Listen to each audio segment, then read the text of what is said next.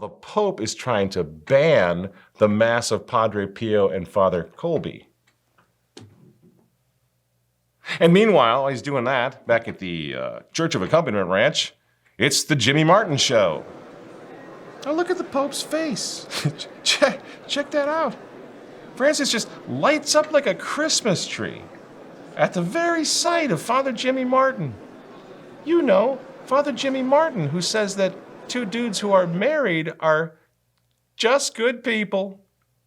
And I've known these people for so long. They've been married for 2 years, and they're just good people. They've been married for 2 years, and they're just good people. And they're just good people. Now, that's okay. But Archbishop Cardinal Vigano needs to be excommunicated. Right? That's what we're talking about now, this week, in the middle of Sodom and Gomorrah and Armageddon and the world blowing up from war and every other catastrophe you can think of. Well, we're going to have to do something about Archbishop Vigano. Archbishop Vigano has been summoned to a Vatican tribunal on a charge of schism, and if he does not show up for trial by June 28th, 2024, he will be judged in his absence. Got it. Friends, let me pause here. Let's just man to man, right? You and me. Let's just be honest about this. Archbishop Vigano and I had a difference of opinion, a strategic difference of opinion last year, right? Everybody was aware of it. After having been friends for a long time, I'm among the very few anyway, who actually knows him personally, who's met him personally, and he and I were friends, right? So this is tough. This is not easy. The division that's set in between us is a strategic difference, right? But the thing is, the real villain of the peace is not Archbishop Vigano. It's not me. It's not you. It's not any of the scattered sheep, the sheep who include bishops and cardinals who are like, what is going on? Completely scattered by the fact that the shepherd has been struck. He struck himself, right? So this whole thing is all about how absolutely cataclysmic the crisis in the church actually is. That you have a prince of the church, a priest, a bishop for 50 years in loyal service to the Church of Vatican II, right? To the Novus Ordo, who finally sees at the end, my gosh, I don't know what this is anymore, right? This is why you've seen no attack pieces from me on Archbishop Vigano, even though I disagreed with him last year publicly, because everyone's trying to figure this out right now. And good people, good men, need to not anathematize each other as we try to figure this out, even when we have strong disagreements. So I will not throw Archbishop Vigano under the bus to appease Team Francis. Archbishop Vigano, no doubt about it, most of what he says is right over the target, and that's the problem. He's much closer to being on the side of the angels than the folks who want to burn him at the stake are right now. I disagree with strategy, yes, because I believe declaring Francis as the anti-pope and doing all this stuff puts us right where Francis wants us. It makes Francis very happy to make these gigantic declarations that that are very divisive. It's exactly what Francis wants. He wants us all out of the church. He wants to be able to say, I excommunicate Archbishop Vigano, and the world goes, well, yeah, I guess he had it coming. And he says you're not the Pope, calls you Bergoglio. He says you're a gay guy who was, diddling seminarians. You see, saying things that we can't prove, saying things that you maybe that we can't prove. Well, that puts the world on Francis's side. This is the problem with the strategy. Now, I personally believe that Team Francis are guilty of crimes against God and humanity that do not need to be exaggerated right now. It makes it counterproductive, in fact, to accuse them of things which we cannot prove. Do you see what I'm saying? It's a strategic decision. Go after what we know, what we can prove, and we win. Start wandering into supposition, not using footnotes, not citing sources when we say things, then they win. You see, that's how I see it. Now, he's an archbishop. Maybe he has an entirely different way of looking at it. That's fine. That's fine. But that's the nature of the difference. And I do hope, by the way, I hope, Your Excellency, if you're listening, I'm praying for you, and I really do hope that you go to Rome and that you confront your accusers in the public forum. Make this as big as you can possibly make it. Expose them for what they're doing, what they're actually doing. Go for it. And I'll cover every word of it. Go to Rome. Now, leaving all that aside that I just said, we can all get behind condemning, in no uncertain terms, the obvious double standard that is at work here. Because that's another slam dunk on our part. Much of what we do has to be about what the world is seeing and how they're reacting to what's happening in the Catholic Church, even the non-Catholic world. Looking at this, looking at the McCarrick situation, looking at all the horrific things that are happening in the church, and the world looks at Francis, and Francis is excommunicating Archbishop Viganò? What? Because he overstated a few things? Really? So this goes back to the Peronist expression: for his friends, everything. For his enemies, the law.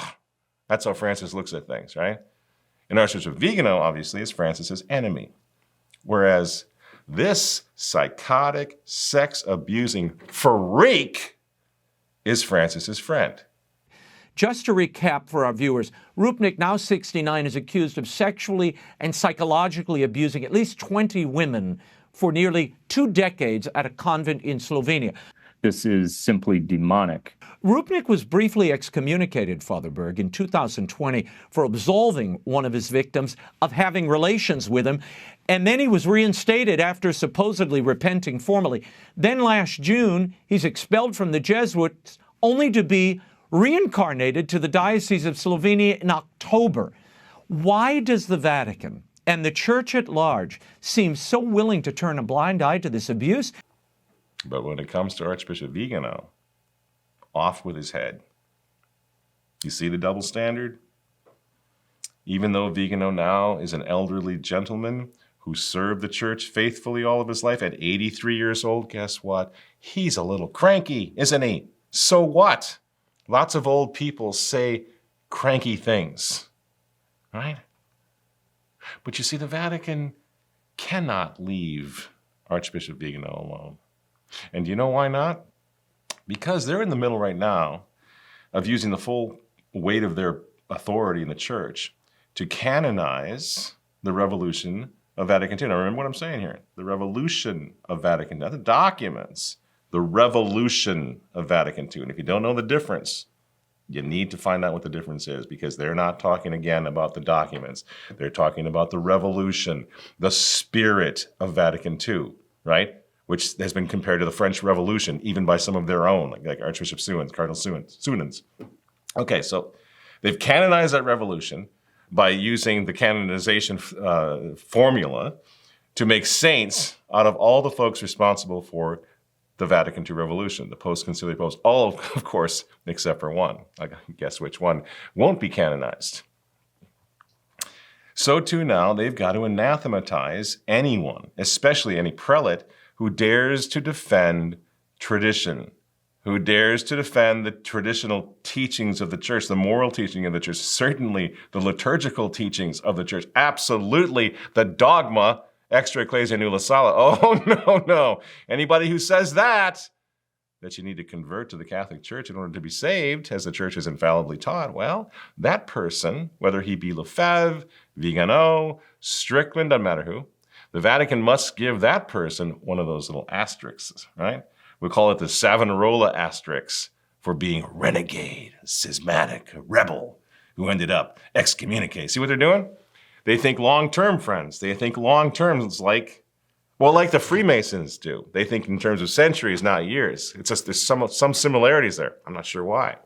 But they think long-term, you know? And they want history to look back and say there was no serious opposition whatsoever to this organic hermeneutic of continuity between what happened for 1,965 years in the Catholic Church and what came after Vatican II. No, there was nothing. Oh, there were a few people, but they were immediately excommunicated. They were very bad. They were the villains of the era, don't you know? You see what's going on here, right? Rewriting history, a change in history. They're waging a revolution. And Vigano, by the way, was one of them for 50 years, right? And he called out, the expression that he uses, and there's another place where I very much agree with him, he calls what they're doing a systematic destruction of the church. Yeah, that's what it is, isn't it? How many churches are closed in your neighborhood? They're closing down all over the world, aren't they? Whew, this Vatican II thing's working out great. Mass church closing, mass defections. Francis says we need to be united with the rest of the Catholics in the church today, right? statistically, 80% of those Catholics no longer go to Mass. So when he says he wants us to be totally and fully united with the full body of the church, is he referring to the folks who've left the church? Because most of them have. Not going to Mass anymore. You see? All he's saying is don't go to the Latin Mass, because there's where you might actually keep the faith. So Vigano goes on to say that Francis is in lockstep with the globalist agenda. People get upset about that. Well, a lot of the good bishops are saying that. We've been saying that for years and years and years, right? We said that in our most popular video ever, the one we did on Davos, which has like 30 million views. The reason YouTube started shutting us down, in fact. That's what we said. So I may have my strategic differences with His Excellency. Yeah, you all know about that, right? But is Vigano wrong when he says this?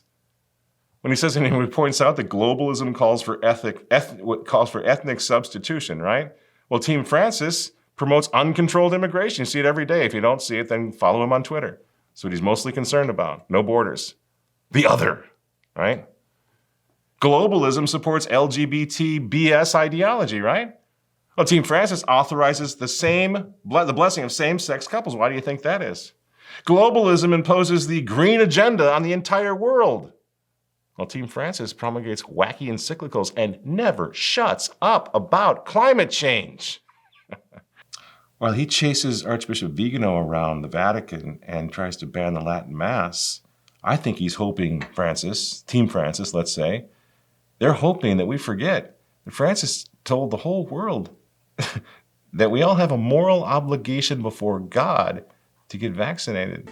È dunque importante che possa proseguire lo sforzo per immunizzare quanto più possibile la popolazione. Cura della salute rappresenta un obbligo morale. Now you tell me, what is this other than a reckless abuse of the Petrine office? I mean, think about it. In the name of forcing compliance with the maniacal agenda of Bill Gates and Klaus Schwab, friends. So now that it's all blowing up, it's little wonder that last week's EU parliamentary elections backfired on Team Francis and really amounted to a full-scale rejection of everything that Francis stands for. You're looking at a new article there from Vatican journalist, longtime journalist and Vaticanista, John Allen. He certainly is no rad trad, and yet he writes, quote, less than a week after Pope Francis called on people to recognize migrants as a living image of God's people on their way to the eternal homeland, voters across Europe dealt a serious blow to that vision by rewarding far-right anti-immigrant parties in elections for the European Parliament. Pope Francis has repeatedly warned against the rise of the very sort of nationalist and populist forces who scored major gains. So what's my point? Never interrupt your enemy when he's making a mistake. Pope Francis has jumped the shark. He's making a mistake. Let him continue, right? We don't have to be divided over how we're going to quite categorize this guy, right? Forget whether this guy is still the Pope or not. We can't figure that out. We're not going to come to an agreement on that. We need to stay united and let him keep doing what he does best, which is exposing the revolution. He's the greatest recruiter traditional Catholics have ever had. I got to write him a letter of thanks at some point. Thank you for waking people up all over the world, Holiness, about what this is really all about. A revolution in the church. So don't let these things divide us. Unite against this. Unite against Team Francis. Unite against the agenda of Francis, as the entire EU just did.